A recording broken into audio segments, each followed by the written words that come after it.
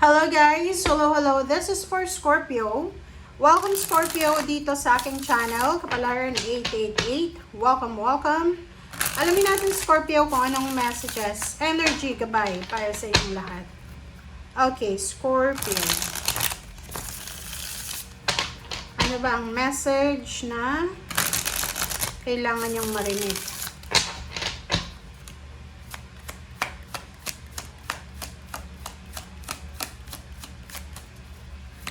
Scorpio, kumuha lang tayo dito ng 3 cards. Okay, first card mo is 2 of Wands.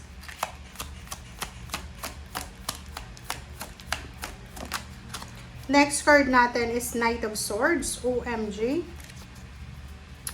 Nakikita ko sa'yo dito, Scorpio, sa 2 linggong ito, meron kang pinagpipilian. Isang napakabilis na desisyon ang posibleng kailangan mong gawin. Napakabilis na balita, information, communication ang posibleng darating sa'yo. Maybe this is an offer. This is an offer, love offer, pwedeng trabaho, long distance love, long distance job, foreign love life, parang ganon. So, sinasabi ng bara sa'yo dito na kailangan mong pag-isipang mabuti. Kasi itong 2 of Wands na to, this is your actions, diba? Huwag kang masyadong mabilis gumawa ng action. Kahit na sabihin natin na kailangan mong magmadali. Okay? Like for example, may nag-o-offer sa'yo ng love life. May nag-o-offer sa'yo na, nagpo-propose sa'yo ng kasal, yung ka-live-in mo, or boyfriend, girlfriend. Sinasabi ng pera sa'yo na pwedeng may proposal sa'yo, pero meron din na kailangan mong pagpilian. Like for example, may asawa ka, may karelasyon ka, tapos may nagkakagusto sa'yo. The other way ay trabaho. So, like for example, may trabaho ka ngayon, may nag-o-offer sa'yo ng bagong trabaho, so medyo magugulahan ka. So, as much as possible, huwag kang gagawa ng desisyon na padalos-dalos sa linggong ito. Okay? Kasi ito, choices and options to eh. So, this week, 2 linggo siya, maharap ka sa napakabigat na choices and options. Especially sa love life, guys. Sa love life kasi, pwedeng may asawa ka, may kalibin ka, may boyfriend, girlfriend, tapos may umaaligid sa'yo. Pwedeng ibang lahi, or pwedeng Pinoy, pero nakatira sa ibang bansa. Okay. Alright, so let's check.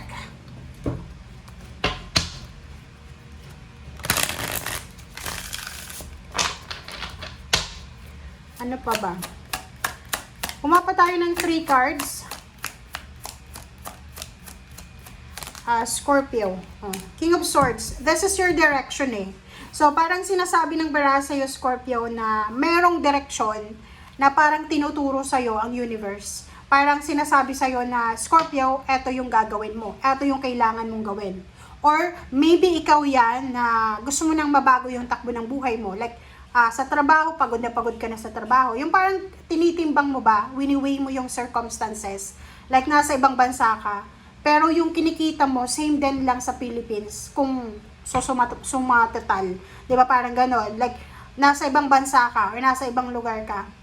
Yung kinikita mo, kung uuwi ka ng Pilipinas, yung take home mo na money, same din yun. Pero at least, nakikita, nakakasama mo yung pamilya mo. So, parang ganon. So, choices and options. Meron din iba, nasa Pilipinas ka, maybe you are planning to work abroad.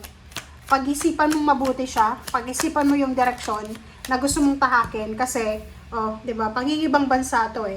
And, bawasan natin yung sobrang expectation. Yung sobrang, like, akala nyo, di ba, realidad lang, akala ng lahat. Pag pumunta ka ng ibang bansa, dolyar yung kikitain mo, ibang currency, mataas na yon. Pero, if you are weighing it correctly, kung titimbangin mo talaga siya, maintindihan mo. So, kung curious ka, try mo na mag-ibang bansa. Kasi dito sa The World card, sobrang gustong-gusto mo to eh. Ito yung pangarap mo. Ito yung direksyon na pinagpipray mo, minamanifest mo. So, para malaman mo kung ano yung talagang kapalaran mo, go lang. Okay? Pero, pag-isipan mo ng mabuti ha. Huwag kang magmamadali kasi baka masira yung discarding mo.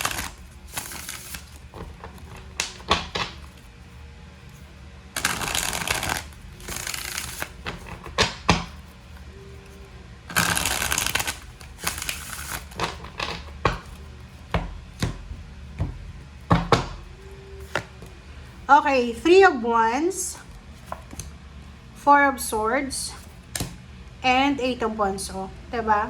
Kung makikita mo dito guys, ang 8 of Wands, tsaka 9 of Swords, sabihin na natin na pare-pareho lang yung message niya, na pwedeng mabilis na balita, mabilis na kwento, mabilis na offer, ang pwedeng ganon. Kasi itong 2 of Cups na to, it's either 3 of Wands, like collaboration. Like, halimbawa, nag-aantay ka, ang tagal mo nang hinihintay to na opportunity, na pakasalan ka, mag-offer sa'yo ng kasal, makapunta ng ibang bansa, makabalik ng Pilipinas, makalipat ng ibang bansa. But you need to meditate and contemplate. Okay? Kailangan mong pag-isipang mabuti yan na parang ang sinasabi ng barahan na if sa 2 weeks na to, yun yung laman ng isip mo, yung pangingibang bansa, paglilipat ng bahay, pakikipaghiwalay kasi mag-aasawa ka ng iba, you need to be careful. Okay? Pag-isipan mong mabuti kasi baka yung katahimikan na minamanifest mo ay hindi siya talaga yung mangyari. Okay? Especially kung halimbawa, alam mo, rampant ngayon na, uso ngayon yung mga scammer sa pagpunta ng ibang bansa. So, mag-iingat kayo. Okay? You need to be careful. Pero yun na nga, sabi naman dito sa King of Swords na if you are willing to parang alamin kung ano yung buhay talaga sa labas ng Pilipinas or sa labas ng comfort zone mo, kung nasa ibang bansa ka na, try mo. Gawin mo kung ano yung gusto mong gawin. Okay? Pero yun na nga, mag-isip ka ng mabuti. Okay? Rest. Okay, same with the Pisces. Ang nakikita natin dito is rest. Yung Pisces naman is tranquility. So, kung masyado kang hardworking na Scorpio, sinasabi ng barahan na hindi masama na matulog, mag-take ng nap, and mag-rest, alagaan ng sarili. Magbakasyon, mag-day off, parang ganun. Oops, sorry. Next is healing heart. Dito sinasabi ng barahan na magaling ka, parang humawak ng relationship. So, parang sinasabi ng barahan na to na this week daw, lahat ng mga emotional problems, stress mo ay posibleng maayos na. Alright, new dawn. Wow! So, yun. So, yung iba naman dito, Scorpio, sinasabi ng barahan na, halimbawa, mayroon kayong mga problema sa emosyon, few weeks ago, like few months ago, 2025, panay away, gulo, ng family, ng relationship, ng trabaho.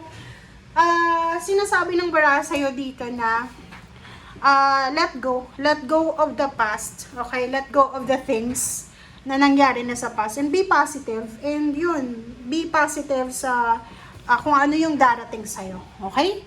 So, yun guys, ang sinasabi ng baraha. Thank you for watching. Bye!